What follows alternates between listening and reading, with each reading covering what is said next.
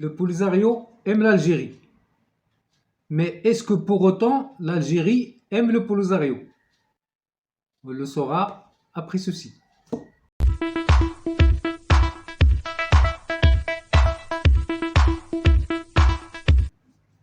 Si vous demandez à n'importe quel Polisarien quel sentiment éprouve pour notre voisin, quasiment personne ne vous répondra qu'elle déteste l'Algérie.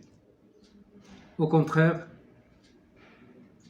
il vous répondra quel est le pays qu'ils chérissent le plus dans le monde, car c'est elle qui constitue le soutien indéfectible à leur cause qu'ils considèrent stupidement légitime, et c'est elle qui finance les lobbying à travers des instances internationales pour rallier des pays à leur cause.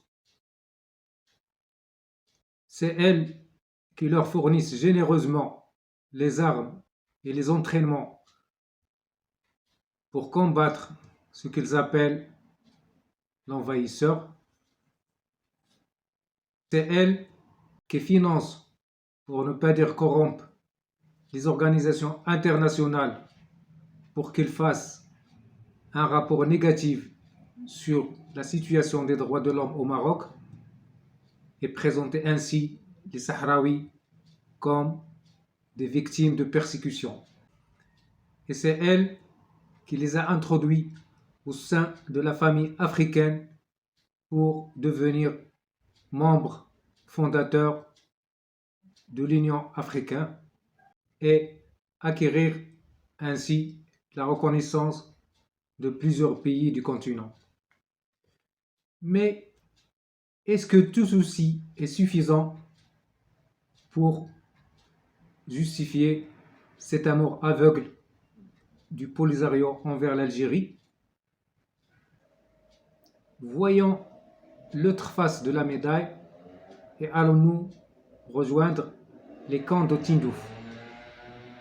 Ces camps qui ont été érigés en 1975 pour abriter les Sahraouis enlevés par le Polisario avec complicité de l'Algérie et de la Libye, avant d'être joints par les Azawad, les Touaregs, les Maliens, les Tchadiens, les Mauritaniens et par d'autres tribus du Grand Sahara.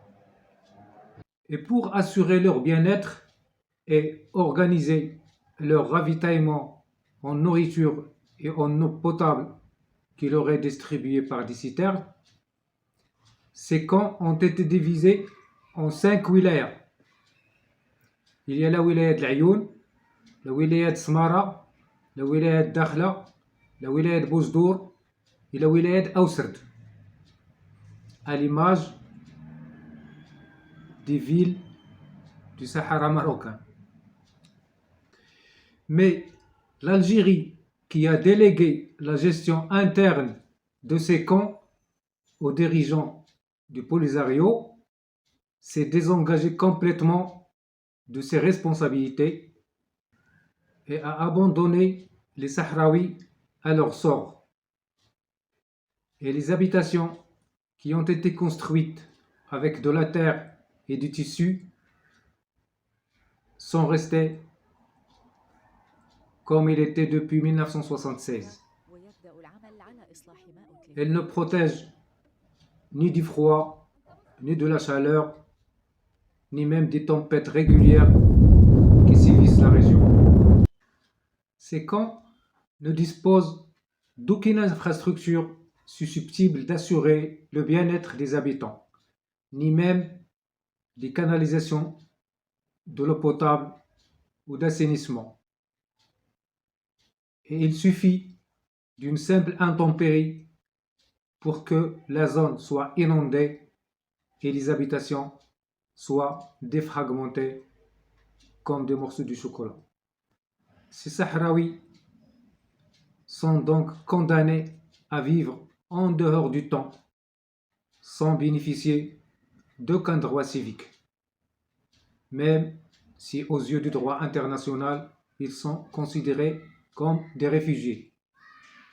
Et les réfugiés ont des droits à respecter, comme indique ici l'article numéro 13 de la Déclaration universelle des droits de l'homme, qui stipule, premièrement, toute personne a le droit de circuler librement et choisir sa résidence à l'intérieur d'un pays. Toute personne a le droit de quitter tout pays, y compris le sien, et de revenir dans son pays.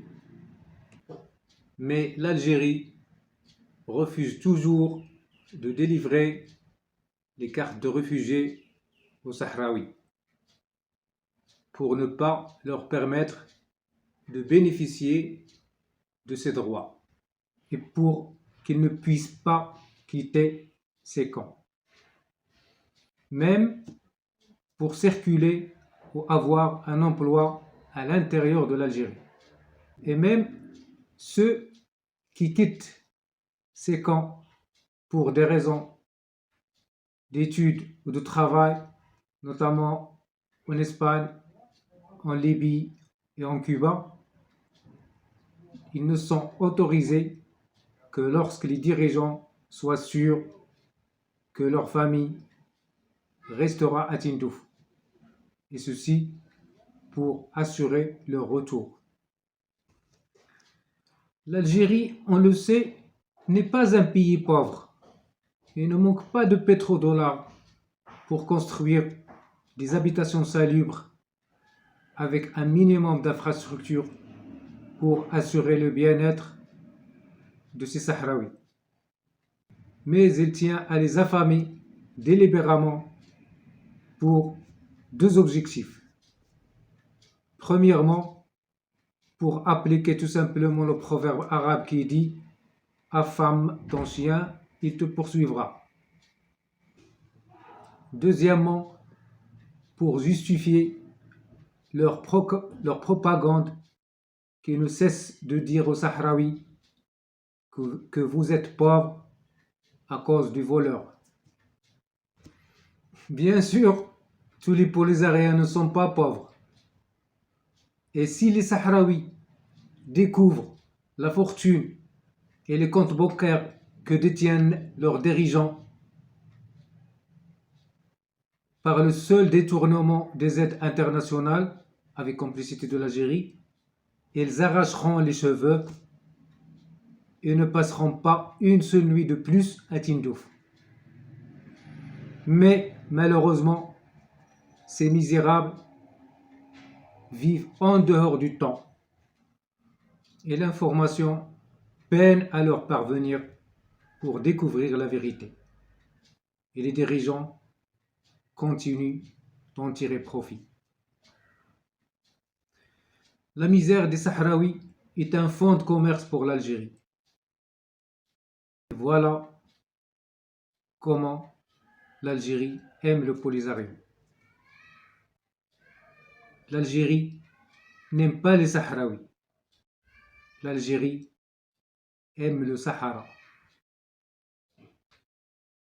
Et s'il y a un conseil à donner à nos frères sahraouis, c'est de leur dire, si vous avez passé 50 ans dans ces conditions, pour un rêve irréalisable, c'est que tout simplement, vous avez raté votre vie. Et si vous aimez vos enfants, ne les laissez pas rater la leur. Merci de m'avoir suivi jusqu'ici. Si vous avez aimé le contenu, n'hésitez pas à liker, à s'abonner, à partager et à commenter. Et avant de vous quitter, je vous laisse apprécier ces images qui montrent que si le Maroc aime son Sahara, c'est parce qu'il aime aussi ses Sahraouis. Regardez.